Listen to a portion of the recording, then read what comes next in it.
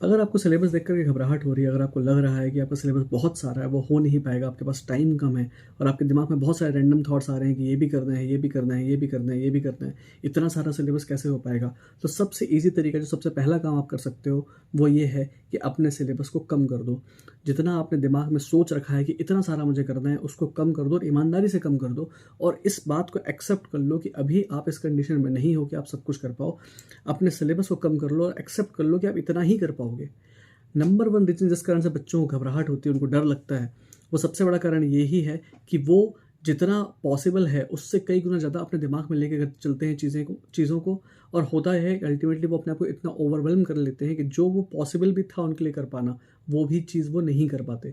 तो पहला काम जो आपको करना है, सबसे पहला काम, अगर आपको लग रहा है कि आपसे नहीं हो पाएगा, सबसे पहला काम सिलेबस को रिड्यूस कर लो, फालतू टॉपिक सारे हटा दो और ईमानदारी से देख करके जितना टाइम बचा हुआ है एग्जाम के, उस हिसाब से अपनी क्षमता के हिसाब से डिसाइड करो पहले कि आप कितना सिलेबस है जो कर पाओगे, कितने टॉपिक्स है जो आप कर पाओगे और वाकई आप कर ही लोगे। सेकंड चीज़, दिन भर में जितने भी घंटे आपने पढ़ाई के लिए अलॉट कर रखे हैं, अगर आपका अभी आप इतने ज़्यादा ओवरवेलम्ड हो, आपको नहीं समझ में आ रहा है कि आपको काम कैसे करना है, तो नंबर ऑफ़ आवर्स जो है उसको आधा कर दो। अगर आपने सोच रखा था दिन भर में आप 16 घंटे पढ़ने वाले हो, लेकिन आपकी पढ़ाई 1 घंटे की भी नहीं हो रही क्योंकि दिन भर आपका दिमाग उलझा हुआ है, तो बेटर है कि 16 घंटे की जगह अपनी अपनी पढ़ाई को 6 घंटे का कर दो, 3 घंटे का कर दो। यही मान के चलो अभी आप इतना ही कर पाओगे। आपका मेन गोल है कि आप हिम्मत ना हारो, आप धीरे-धीरे करके लगे रहो लगातार। आप बहुत ज़्यादा बड़े हाई-फाई ड्रीम्स अभी नहीं देखिए। अगर आपको लग रहा है कि आप परेशान हो रहे हो, तो बिल्कुल छोटा कर दो उस चीज़ को। गोल इतना छोटा बनाओ कि आप फेल हो ही ना सको। स्टार्ट करो किसी बहुत ईज़ी टॉपिक से और नंबर ऑफ आवर्स जो है अपना पहले टारगेट लेके चलो कि आपको कम ही करना है।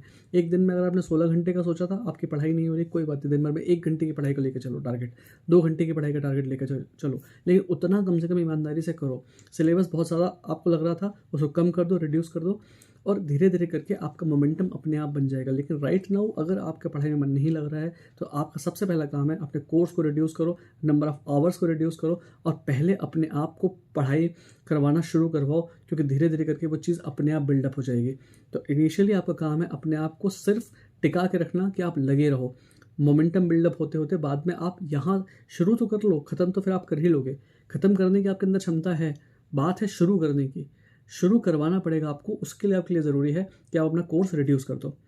फिर देखो, एक चीज़ जो सबसे ज़्यादा ट्रिगर करती है दिमाग में कि मेरा सिलेबस नहीं हो पाया, मैं क्या करूँगा, और वो है हमारा social media. YouTube, Facebook, Instagram, हम दूसरों की लाइव देखते हैं, हम टॉपर्स के इंटरव्यू सुनते हैं, हम 50 चीज़ें देखते हैं, बच्चों के कमेंट्स पढ़ते हैं और उनको देख कर के हमको लगता है कि दुनिया में सबका सब कुछ हो गया है, बस एक हम ही है जिसका रह गया है। और ये चीज़ ना हरदम आपको लाइफ में आगे भी होगी, क्योंकि दूसरी ओर घास हरदम ना हरी दिखती है, चाहे आप कितना ही अच्छा क्यों ना कर लो। और रियलिटी ये है, बच्चों से, मेरी हज़ारों बच्चों से बात होती है, रियलिटी ये है कि सब हम सब एक ही नाव में हैं।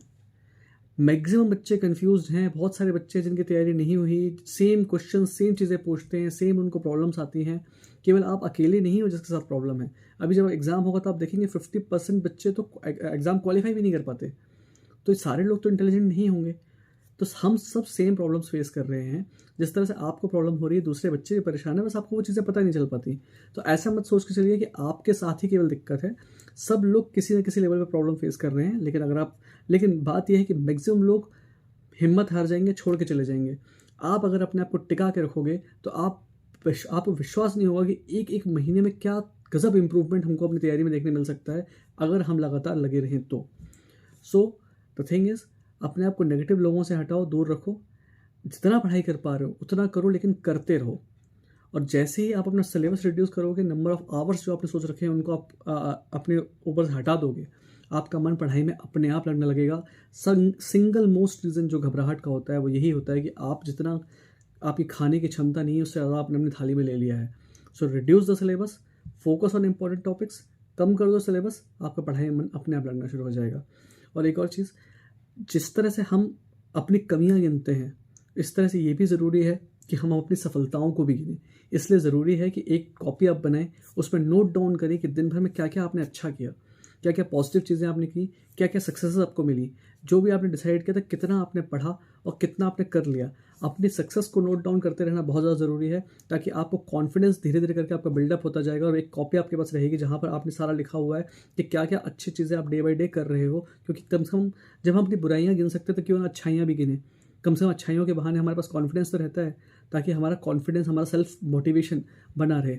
सो do not focus on others, focus on your self.